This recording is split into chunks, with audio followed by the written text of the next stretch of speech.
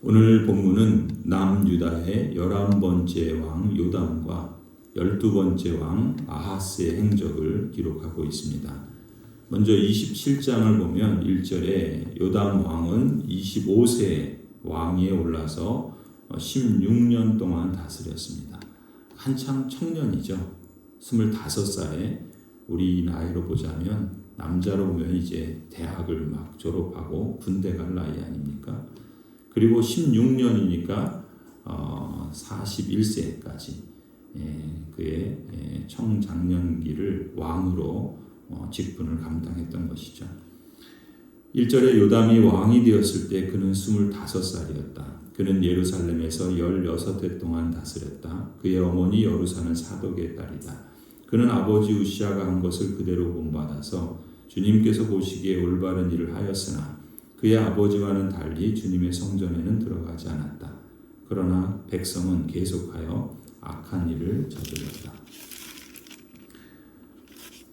이 요담 왕에 대한 평가를 볼 때 그는 한마디로 주님께서 보시기에 올바른 일을 행했다라고 말하죠.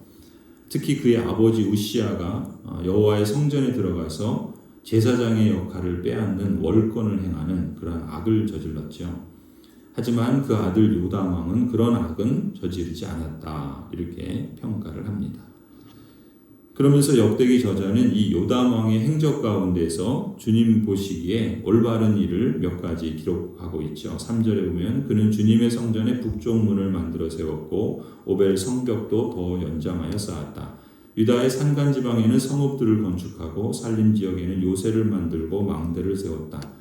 더욱이 그는 암몬 자손의 왕들과 싸워서 이겼다. 그의 암몬 자손은 은 100달란트와 밀 만석과 보리 만석을 조공으로 바쳤고 그 다음 해에도 또 3년 되는 해에도 암몬 자손은 같은 양으로 조공을 바쳤다. 이처럼 요담 왕은 주님 보시기에 올바른 일을 행하였습니다. 그래서 여호와께서 요담 왕과 그리고 남유다를 축복해 주셨다라고 기록하죠. 6절입니다. 요담은 주 그의 하나님 앞에서 바른 길을 걸으며 살았으므로 점점 강해졌다라고 이렇게 기록하고 있습니다. 그런데 다만 한 가지 이 역대기 저자 역시도 이 요담 왕에게 흠결이 있었는데 2절에 보면 그러나 백성은 계속하여 악한 일을 저질렀다라고 기록합니다. 이 내용이 무엇인가 열왕기서 15장에 보면은 열왕기하 15장에 보면은 이 요담 왕 당시에 남유다의 백성들의 악행을 구체적으로 기록하는데 35절에 산당을 제거하지 아니하였으므로 백성이 산당에서 제사를 드렸다 이렇게 기록을 합니다. 결과적으로 여호와께서 이러한 악으로 인해서 시리아 왕 르신과 르말리아의 아들 베가를 보내셔서 이 남유다를 치시는 그러한 기록이 있죠.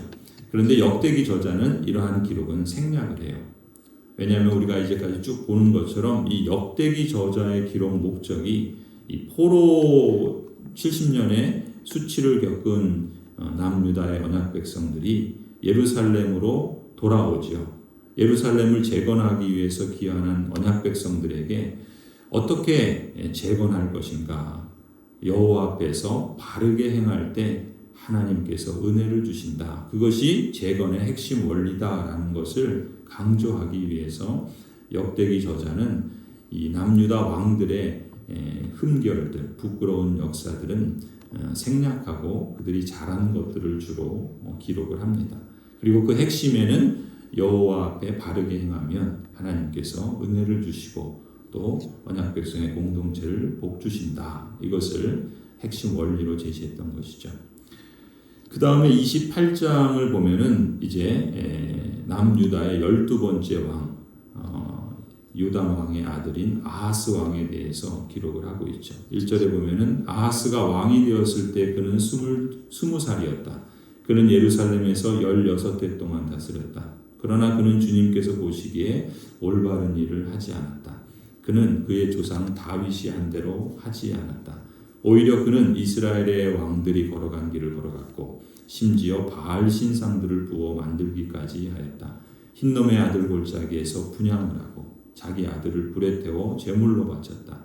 이것은 주님께서 이스라엘 자손이 보는 앞에서 쫓아내신 이방 민족들의 역겨운 풍속을 본받는 행위였다. 그는 직접 산당과 언덕과 모든 푸른 나무 아래에서 제물을 잡아 이방 신에게 제사를 지내고 분향하였다.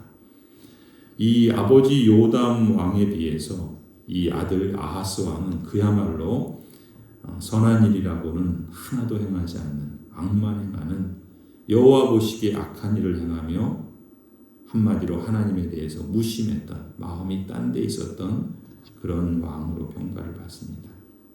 아하스 왕이 여호와를 버린 것이죠. 하나님께서는 그의 악행에 따라서 그대로 보응하십니다. 그래서 어떤 결과가 일어나는가? 5절부터 보면 북이스라엘의 왕 베가가 하루 동안에 남유다의 용사 12만 명을 죽이죠. 그리고 북이스라엘의 에브라임의 용사 시그리는 왕의 아들 마아세야와 국내 대신과 총리 대신을 죽였다. 그렇게 기록합니다. 5절 그리하여 주 그의 하나님께서 그를 시리아 왕의 손에 넘기시니 시리아 왕이 그를 치고 그의 군대를 많이 사로잡아 다마스쿠스로 이끌어갔다. 또 주님께서 그를 이스라엘 왕의 손에 넘기시니 이스라엘 왕이 그를 크게 쳐서 수많은 사람들을 죽였다. 이스라엘의 르말리아의 아들 베가 왕이 유다에서 하루 동안의 용사들을 12만 명이나 죽였다. 유다 사람들이 조상의 주 하나님을 버렸기 때문이다. 에브라임의 용사 시그리가 마아세야 왕자와 아스리감 국내 대신과 엘가나 총리 대신을 죽였다. 그러니까 왕으로부터 그 신하들이 하나같이 다 하나님을 반역하고 백성들을 도탄에 빠지게 하는 그런 악을 행한 것이죠. 그러자 하나님께서 이제 북이스라엘을 들어서 그 왕과 그 모든 신하들을 다 처단하시는 그러한 일을 행하셨던 것입니다. 그뿐만이 아니죠. 8절에 보면은 심지어 같은 민족이요 언약 백성인 북이스라엘의 군대가 남유다를 침공합니다. 20만 명이나 되는 사람들을 사로잡고 약탈하는 일까지 벌어지게 되죠. 8절입니다. 이스라엘 군대는 그들의 동족인 유다 사람들을 아내들과 아이들까지 합쳐서 무려 20만 명이나 사로잡고 물건도 많이 약탈하여 사마리아로 가져갔다. 그야말로 남유다는 쑥대밭이 되어버린 것입니다. 이때 북이스라엘에 있던 오뎃이라는 선지자가 있었는데 이 북이스라엘이 그러니까 말하자면 하나님께서 남유다를 치시는 그러한 도구로 삼으신 거예요. 그런데 이 북이스라엘이 그러한 하나님의 도구로 사용됐지만 그러한 북이스라엘조차 그들이 선하기 때문은 아닌 것입니다. 오히려 그들도 악을 행하죠. 그래서 북이스라엘에서 활동하던 오뎃이라는 선지자가 북이스라엘이 행한 일들에 대해서 하나님의 말씀을 전하죠. 9절입니다. 사마리아에 오뎃이라는 주님의 예언자가 있었는데 그가 사마리아로 계산하는 군대를 마중하러 나가서 그들을 보고 말하였다. 주 당신들의 조상의 하나님께서 유다 백성에게 진노하셔서 그들을 당신들의 손에 붙이신 것은 사실이요. 하지만 당신들이 살기가 등등하여 그들을 살육하고 그것으로 성이 차지 않아서 유다와 예루살렘의 남녀들까지 노예로 삼을 작정을 하고 있어 당신들도 주 하나님을 거역하는 죄를 지었다는 것을 알아야 하오. 당신들은 이제 내가 하는 말을 들으시오. 당신들이 잡아온 이 포로들은 바로 당신들의 형제자매이니 곧 풀어주어 돌아가게 하시오. 그렇게 하지 않으면 주님께서 진노하셔서 당장 당신들을 벌하실 것이오. 여호와께서 남유다의 죄를 징계하시기 위해서 북이스라엘을 도구로 사용하신 것이죠. 다만 북이스라엘도 너무나도 지나치게 행동해서 남유다와 예루살렘의 백성들을 노예로 삼고자 하는 악을 행했다라고 오뎃 선지자를 통해서 책망하신 것입니다. 그뿐만이 아니죠. 북이스라엘의 에브라임 자손 가운데 아사랴, 베레가, 여히스기야, 아마사라는 사람도 있었는데 이 북이스라엘의 행한 일들에 대해서 여호와께 죄를 짓는 것이라 이렇게 또 말하게 하죠. 그래서 남유다의 포로들을 이제 먹고 마시게 하고 치료하여 주고 여리고로 데려가서 그의 형제들에게 다시 보냅니다. 그리고 그들은 사마리아로 북이스라엘로 돌아가죠. 12절부터 내용이 그것입니다. 에브라임 자손의 지도자 네 사람 곧 요하난의 아들 아사야, 무실레못의 아들 베레가, 살룸의 아들 여히스기야, 하들레의 아들 아마샤가 역시 싸우고 개선하는 군대를 막아서서 그들에게 말하였다. 이 포로들을 이리로 끌어들이지 마시오. 이런 일을 저질렀기 때문에 우리가 모두 주님 앞에서 죄인이 되었어. 당신들은 우리의 죄와 허물을 더욱 많게 하였어. 우리의 허물이 이렇게 많아져서 우리 이스라엘이 주님의 진노를 피할 수 없게 되었어.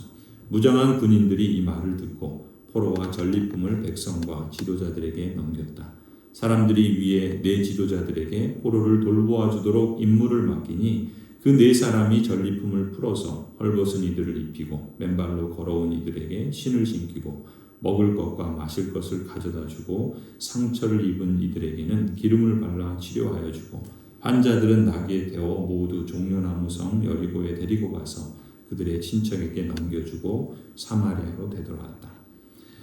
이 남유다와 북이스라엘의 역사를 보면 오늘 우리의 역사가 크게 다르지 않아요. 왕과 그 신하들이 하나가 되어서 백성들을 도탄에 빠지게 하고 그야말로 쑥대밭을 만드는 그런 악행들을 저질렀는데 하나님께서 그 일들을 처단하시고 심판하시죠. 청산하시는 일들을 하십니다. 그런데 이렇게 악을 행해서 망하게 하는 길은 쉬워요. 망치고 무너뜨리는 일은 정말 쉽습니다. 10년 세운 공도 하루아침에 무너뜨릴 수 있는 것이죠. 그런데 그것을 다시 회복하고 싸매는 일은 정말 어렵습니다.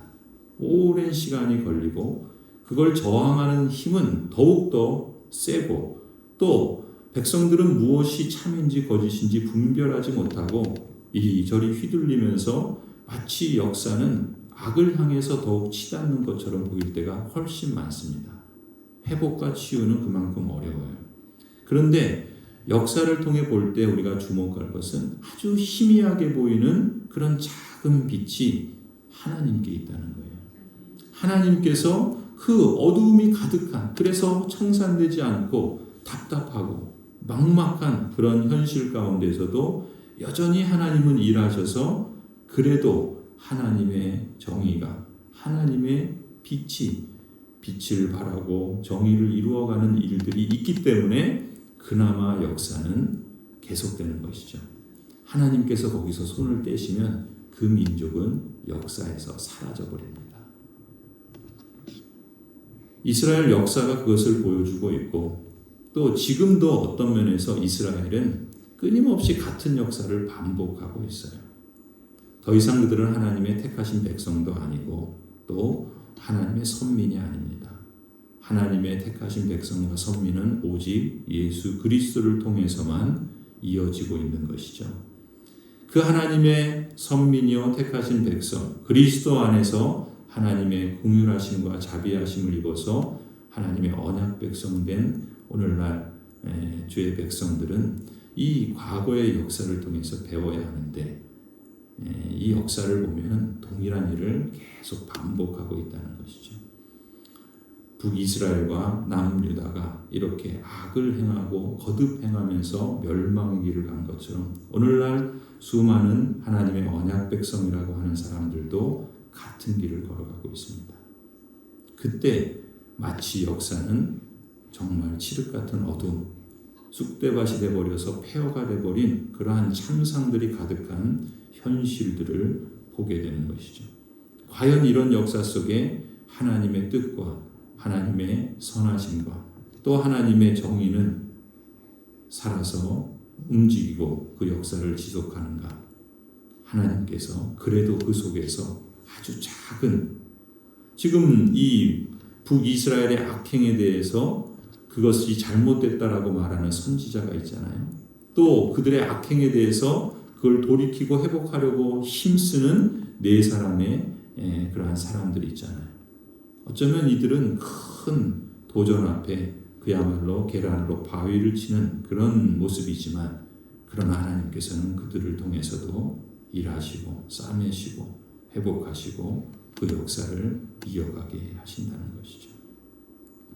우리는 남유다에 대한 끔찍한 징계 중에서도 하나님께서 그 백성을 향한 긍휼의 역사를 베푸신다는 것을 주목해야 합니다. 우리는 두 가지를 같이 봐야 돼요. 오늘 우리가 살아가는 이 역사 속에 얼마나 이 끔찍한 일들이 계속되고 있는지, 이것을 끊어내는 것이 얼마나 힘들고 어려운 일인지. 그러나 그러한 희미한 역사의 흐름 속에서 하나님은 여전히 작은 그러한 빛처럼, 가느다란 선처럼, 그러나 하나님의 면면한 역사 진행은 계속되고 있다. 그것을 우리가 주목해야 할 것입니다. 또 하나 여기서 우리가 주목할 점은 이 역대기 저자가 뜬금없이 남유다의 기록들을 남기고 있는데 북이스라엘의 기록을 길게 오늘 기록하고 있죠. 특히 남유다를 북이스라엘이 8절이나 11절이나 15절에 보면 형제 자매라고 부릅니다. 실제로 남북이 형제요, 같은 민족이죠. 같은 언어를 쓰고 같은 민족입니다.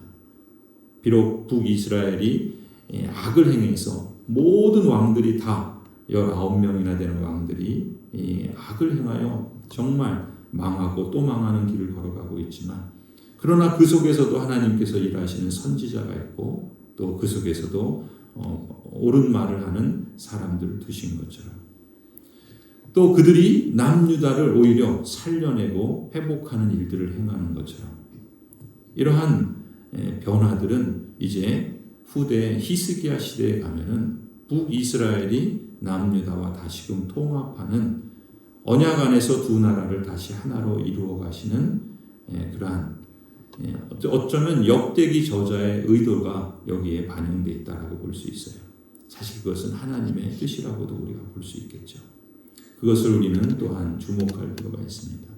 우리 역사 속에서 우리는 남북으로 분단된 아픈 역사를 언제 그치고 평화의 통일이 이루어질지 알 수 없는 그런 시대를 살아갑니다.